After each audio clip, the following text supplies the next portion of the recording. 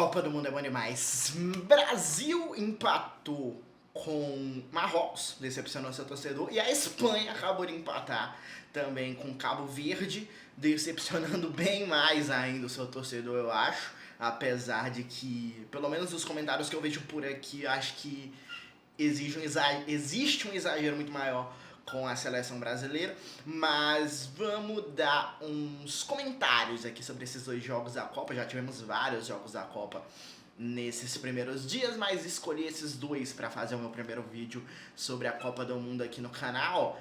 E começando com o jogo do Brasil, que aconteceu primeiro, o Brasil começou o jogo muito estranho, muito mal, muito nervoso e tendo muitos erros que não fazem muito sentido. O nível de intensidade de Marrocos estava muito maior e isso fazia muita diferença na hora das divididas, de chegar antes numa bola também.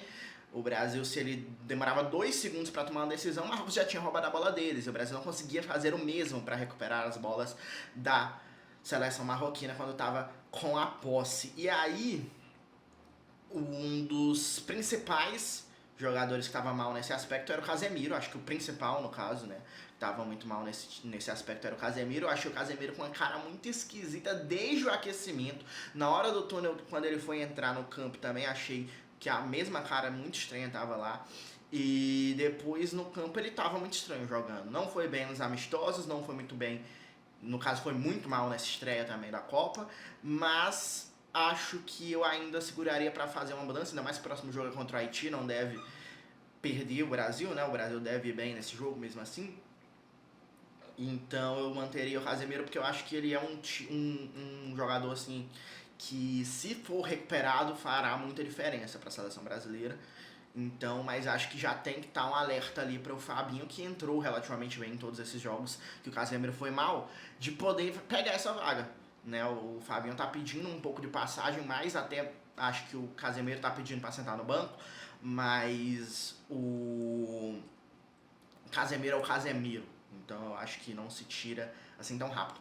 Mas tá ali no limite, eu acho que pra botar o Fabinho no time ou ainda segurar o Casemiro para alguns jogos ou alguns minutos, né? Talvez já no intervalo contra a Haiti de novo ele já saia, dependendo do desempenho. Mas o outro aspecto do jogo que eu acho que o Brasil estava muito mal nos primeiros momentos de partida foi os passes, né? E claramente era questão de nervosismo mesmo. Os jogadores tomavam decisões ruins, faziam passes completamente errados e completamente mal pensados, não fazia sentido nenhum fazer os passes que faziam. E um dos principais que estava mal nesse aspecto era o Paquetá. E aí, até ali, mais ou menos a metade do primeiro tempo, parada para hidratação, até mesmo o gol do Marrocos, e principalmente o gol do Vinícius Júnior, eu achava que tem que tirar o Paquetá e o Casemiro no intervalo. Só que o Brasil foi melhorando um pouco, né? Foi entrando no jogo, foi se reajustando justamente também com as orientações do Ancelotti na parada para hidratação, e aí eu acho que os dois melhoraram, mais o Paquetá se tornou um dos melhores jogadores do Brasil, quase fez um golaço no segundo tempo inclusive, né, mas realmente era um dos que estava mais criando jogadas a partir de que entrou no jogo, foi ganhando confiança de novo. O Casemiro mais ou menos, não necessariamente ele passou a jogar bem, mas acho que ele melhorou e parou de ser o principal problema da seleção. Quando a bola chegava lá dentro da área, o Casemiro, quando ele entrava para ficar mais entre os zagueiros na hora que a bola realmente ia cruzada, ele tirou algumas bolas bem de cabeça, tá? Tem que dar um mérito porque ele fez bem também. Mas no meio de campo ali, nas divididas na fisicalidade mesmo do jogo, ele estava muito mal. Ficou menos pior depois da parada para hidratação, mas acho que o principal problema da seleção a partir dali, que o Brasil se encontrou um pouco e até fez o gol com o Vinícius Júnior, passou a ser no ataque mesmo, né? Porque acho que o Brasil estava dominando o jogo de novo, ou pela primeira vez, no caso, aí na partida passou a dominar o jogo, passou a ser quem tinha as principais ações ofensivas e passou a ser quem estava construindo em busca de fazer o gol da virada. Só que quem estava matando esses ataques eram Rafinha e Igor Thiago. Então, pra mim, no momento que chegamos ao intervalo, quem tinha que ser substituído eram Rafinha e Igor Thiago, mas saíram o Ibanhas, que também foi muito mal, e o Casemiro, os dois amarelados. O time melhorou, então acho que o Ancelotti também tomou boas decisões, porque apesar de eu, na hora, fosse tomar outras, as decisões dele tiveram impacto decisivo no crescimento do time no segundo tempo, que começou bem melhor do que Marrocos para mim. Nos primeiros 20 minutos do segundo tempo, o Brasil foi bem melhor do que Marrocos e com um crescimento também do Rafinha. Eu acho que muita gente está batendo muito no Rafinha por muito merecimento no que ele fez no primeiro tempo, mas o segundo tempo do Rafinha para mim é bom. E acho que muita gente estendeu o ranço que se estabeleceu em cima do Rafinha na seleção e o ranço que se estabeleceu no Rafinha pelo desempenho no primeiro tempo para o segundo também. Eu acho que o segundo tempo do Rafinha é bom. Inclusive, eu tenho um amigo que assistiu o jogo comigo que só assistiu o segundo tempo. No primeiro tempo ele não teve como assistir, mas ele chegou lá na casa que a gente estava assistindo o jogo no segundo tempo e ele estava falando, o Rafinha tá jogando sozinho. Então, ele que não estava enviesado pela raiva do primeiro tempo, reconheceu o bom jogo do Rafinha no segundo tempo. Então, acho que tem muito disso, da análise do Rafinha no geral. Tem muito que ser criticado pelo primeiro tempo. Horroroso. Um dos piores em campo. Mas o segundo tempo, pra mim, do Rafinha é bom. E do Brasil, até o Ancelotti matar o jogo também era bom pra mim. Porque o Ancelotti mata o time, pra mim, quando ele substitui o Lucas Paquetá. Ele decide que vai tentar ir pra cima com o 4-2-4, né, pra buscar o gol da virada. E é uma lógica que faz sentido, né, bota o time mais ofensivo pra buscar esse gol. Só que não fazia sentido naquele momento, naquele cenário de jogo, né, naquele contexto. Eu acho que não fazia sentido porque o Paquetá era um dos melhores em campo e o time passou a ter mais dificuldade ainda de dominar o meio de campo, que foi o principal aspecto que foi dominado pela seleção marroquina no jogo, com apenas o Fabinho e o Bruno Guimarães. Tanto é que o Fabinho cai muito no jogo depois que o Paquetá sai. O Fabinho entrou muito bem nos primeiros minutos, mas depois eu acho que ele vai mais ou menos pra mal no momento que o Lucas Paquetá sai, porque fica sobrecarregado, não tem jeito.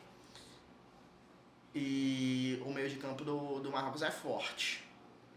Luiz Henrique não fez por valer, assim, pode até ter produzido uma coisinha ou outra, mas o Paquetá estava produzindo muito mais. Então acho que foi muito mal nessa mudança o Ancelotti. Ele teve a chance de corrigir botando o Danilo Santos, né? O Danilo Baiano, o Danilo do Botafogo. Não acho que ele tomou a ideia certa, porque por mais que pra mim o Rafinha tava bem no segundo tempo, tinha que tirar ele pra reconstruir o meio de campo com 3 jogadores, pra corrigir o erro que ele tinha tomado ali na tirada do Paquetá. E não fez isso, ele tirou o Bruno Guimarães, manteve o esquema 4-2-4 que não funcionou, na minha opinião, na minha análise. O Marrocos conseguiu ir bem no primeiro tempo, acho que o Marrocos no segundo tempo não fez muita coisa, melhorou depois que o Ancelotti matou o time dele, mas acho que o Marrocos não fez um grande segundo tempo não, e foi um jogo que eu acho que estão exagerando. Acho que além de Marrocos ser bom, né, não é como se o Brasil tivesse empatado com Cabo Verde, mas ou perdido para a Costa do Marfim, como teve a França também super favorita fazendo nos amistosos aí recentes. Marrocos é um time que tá cotado para ir avançando nessa Copa do Mundo, né? Talvez sejam o confronto em que tenham mais 2 times de alto nível nessa primeira fase. Talvez compara ali com Holanda e Japão, mas eu acho que não é. Holanda e Japão é menos do que Brasil e Marrocos. E vamos cruzar, inclusive, né, na próxima fase. Então acho que está sendo exagerada a análise em cima da seleção brasileira. E acho que vão ter mudanças para o segundo jogo. Acho que o Ibanez vai para o banco, o Danilo pegou essa vaga. E no ataque, acho que o Matheus Cunha vai no lugar do Igor Thiago. Não concordo, acho que tinha que ser o Endrick. E hoje, né, no dia que eu tô gravando, saíram todas essas notícias de que o Endrick tem essa questão de tática, né, de que ele não pressiona a saída de bola e tal, e faz sentido. Mas eu acho que no momento em que nenhum dos outros dois está decidindo, tem que ser ele. e que a gente precisa de um jogador diferente que o Endrick é. O Endrick é um jogador diferenciado, é um jogador geracional. Então ele tem que entrar em campo numa Copa do Mundo vestindo a camisa da seleção brasileira, na minha opinião, quando principalmente quem são os outros que estão jogando ali na posição dele não estão decidindo. O Matheus Cunha entrou até bem no segundo tempo, mas não decidiu. E o Igor Thiago decidiu negativamente, né? Ele poderia ter decidido e falhou nas chances que ele teve de decidir. Então, pra mim, o Endrick tinha que ser titular. E assim, vamos lá, beleza, se você não acha, e beleza se o Ancelotti não acha, por causa das questões táticas, o time pode ser prejudicado coletivamente, ok. Mas no final do jogo contra Marrocos, então, isso não é desculpa. Precisando de resultado, precisando buscar um gol no final do jogo, eu acho que não é desculpa. Não, isso não existe. Eu acho que na reta final de jogo, muitas vezes a gente até fala, né? O narrador fala, agora não tem mais tática. Então, acho que é isso. Você coloca o jogador para decidir no final do jogo. Então, acho que contra o Marrocos, no final do jogo, tinha que entrar o Endrick. Não existe isso de desculpa. Isso não é desculpa. No final do jogo, precisando do resultado, questão tática, para não colocar um jogador decisivo, não é desculpa. Não é desculpa. Então, acho que o Endrick tem que entrar mais em campo. E até entendo, agora, com essa justificativa, ele não ser titular. Até contra o Haiti, que pra mim seria. Mas não entrar, não botar por um único minuto com o time precisando de gol, não é desculpa a questão tática, na minha opinião. Agora, falando de questão tática, quem fez um jogo tático brilhante foi a seleção do Cabo Verde, né? Contra a Espanha, segurou, é o resultado mais histórico dessa Copa do Mundo até aqui, 0-0, e um 0-0 completamente emocionante. O Vozinha saiu aos prantos, né? O goleiro que fez várias defesas importantíssimas. A Espanha campeã europeia e não foi só ele, foi o time inteiro, a defesa, todo mundo ali atrás jogou muita bola. O Pico Lopes, o Udinei, o Sidney Cabral. Aí quando o Cabral tava amarelado e cansado, entrou o João Paulo e já tinha entrado o Lamine Yamal, né? Que muita gente esperava até que ele jogasse só no terceiro jogo, né? Se recuperou rápido o Lamine Yamal. E apareceu ali, o Lamine Yamal está no bolso do João Paulo. Não conseguiu criar nada pra cima do lateral reserva que entrou no lugar do Sidney Cabral. Então, foi completamente emocionante. A Copa do Mundo é linda por causa disso. É esse o tipo de momento que se espera de Copa do Mundo. É por isso que não se desperdiça jogo de Copa do Mundo. Pra mim, tá rolando Copa do Mundo, eu tô pensando, eu só vou me emocionar com Cabo Verde empatando em 0-0 com a Espanha de novo daqui a 4 anos. E não vou, no caso, né? Mas vou com outras histórias como essa daqui a 4 anos de novo. Então eu vou passar 4 anos querendo isso de novo, eu não vou dispensar agora. Então, muito bom, muito bom. E aí, obviamente pra mim, eu tenho a opinião de que quem não acompanha a Copa do Mundo quando ela está rolando, está desperdiçando a sua existência. É realmente pegar a oportunidade que lhe foi dada, pegar, dar uma bica e jogar no lixo. Uma das melhores oportunidades que existem no mundo, que é acompanhar a Copa do Mundo. E todo mundo tem essa oportunidade e muita gente desperdiça. Pra mim, está completamente errada quem faz isso. Mas falando em desperdício, o time espanhol desperdiçou oportunidades, né? Acho que não criou no nível que se esperasse da Espanha. A criatividade do meio de campo da Espanha foi baixa, foi ruim, teve muito mais lance até deles tentando arriscar finalizações de fora da área do que realmente de criar jogadas para os atacantes. O Oyarzabal completamente sumido, o Gavi e o Ferran Torres também, principalmente o Gavi. E aí entraram os outros, o Nico Williams e o Yamal sem ritmo, não foram bem. E aí acho que a Espanha realmente teve muito demérito, mas os méritos de Cabo Verde fechando ali atrás com as suas linhas foi lindo de ver. Lindo de ver. O lema do país, né, é União, Trabalho e Progresso, né? Eles mostraram exatamente isso em campo. Né? Impressionante. O jogo fantástico da seleção de Cabo Verde, que num grupo difícil vai despontando como muito provável na próxima fase, tá? A gente não deve ver só 3 jogos de Cabo Verde na Copa mais.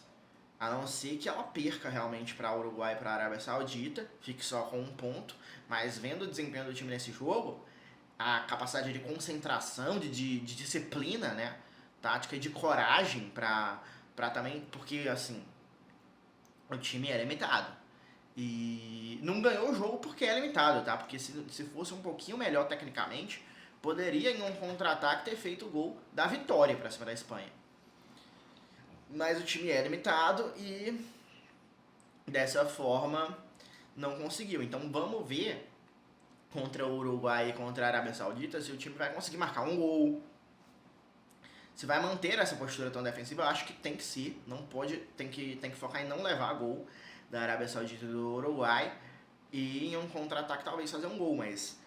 E tipo, se conseguir 3 empates, são 3 pontos, com um saldo de gols possivelmente aqui ok. E entra forte na briga por estar na próxima fase aí.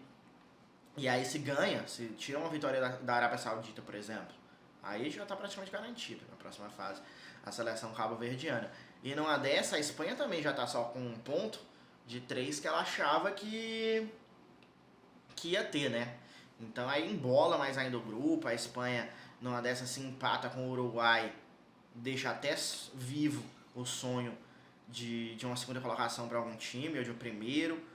É loucura. O Cabo Verde com esse jogo embolou completamente o grupo da Espanha, do Uruguai e da Arábia Saudita. Vamos jogar mais tarde também Uruguai e Arábia Saudita pra gente ver quão embolado esse grupo vai ficar. Mas são as histórias como essa de Cabo Verde que deixam a Copa do Mundo tão especial quanto ela é. E aí a Espanha vai ter que juntar os cacos aí, tentar se reajeitar para os próximos jogos, porque foi uma estreia muito ruim. E a gente eu realmente estou muito curioso para ver a repercussão. Porque por causa da estreia, na voz aí de muita gente que tá falando, o Brasil não tem nenhuma chance. O Brasil não tem chance de ganhar de Holanda e Japão na próxima fase. Eu quero saber se a Espanha não tem chance também, não. A Espanha não tem chance de ganhar. Porque a Espanha foi pior que o Brasil. A Espanha jogou pior do que o Brasil. E teve um resultado pior. O empate foi igual, mas contra um time pior. Um time que não vai brigar pela Copa do Mundo. Marrocos sonha. Então, e aí? A Espanha não tem chance. Se a Espanha pegar a Holanda e o Japão em alguma fase, não tem chance. Se pegar a Suécia, se a Espanha pegar a Suécia, fez 5 na Tunísia, tem chance? Quero saber, então. Manda aí nos comentários o que vocês acham sobre esses jogos, sobre essa história linda do Cabo Verde, no primeiro jogo de Copa do Mundo, segurando a campeã europeia. E quais são suas perspectivas para as próximas partidas da seleção brasileira e da seleção espanhola também, de Cabo Verde, de Marrocos, de todos os outros times aí. E aí, nas próximas partidas que eu for acompanhando, eu vou selecionando alguns jogos para comentar aqui também no canal. Se gostou do vídeo, dá o like, se inscreve e compartilha para todos os seus amigos darem a opinião deles também. Se não gostou, dá o dislike. Me segue nas redes sociais e até a próxima. Valeu! Tchau, Copa do Mundo é bom demais.